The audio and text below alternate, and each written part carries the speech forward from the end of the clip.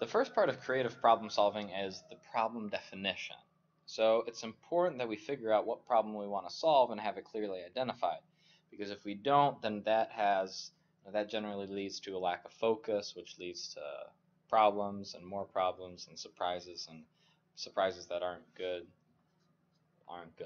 So let's start with problem definition and the 3 steps that define that. So the first step is objective finding, and some call this other things like mess finding, but we'll call it objective finding.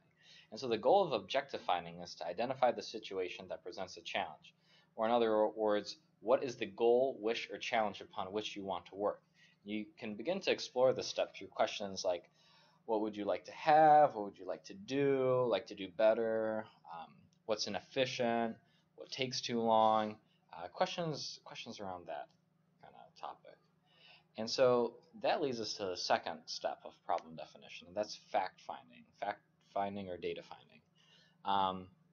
And so this is a step where we assess and review all the data and facts that pertain to the situation we just identified prior to the first step. And so here we focus on the who, the what, the when, the where, the why, and the how questions.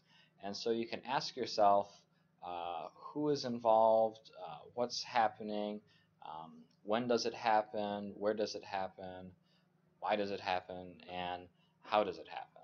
And so you record all these answers in a list, but in addition to those questions that I just prompted you with, the who, the what, the when, the where, why, how, I think I forgot the where, but you want to make sure that you record some of those feelings and hunches and emotions you have about the situation. Not only yourself, but what other people are feeling about it as well.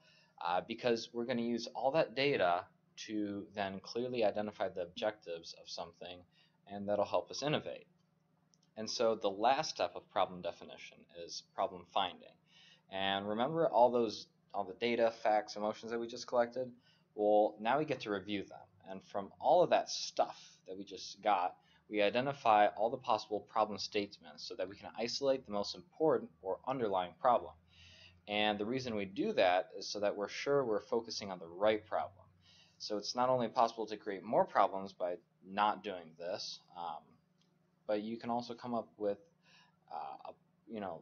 the right answer to a wrong problem, if that makes sense, like the problem that we're not actually focusing on. So redefine what you want or what's stopping you in a definition of a problem that determines the nature of the solution. And in this step, it helps to really begin each statement with, in what ways might we or I, blah, blah, blah, blah, blah. So you can ask yourself questions like, what is the real problem? What's the main objective?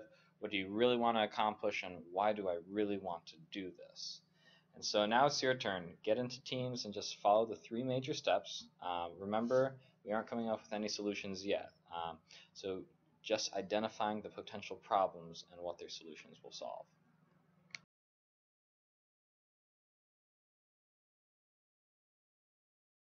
Created using Powtoon.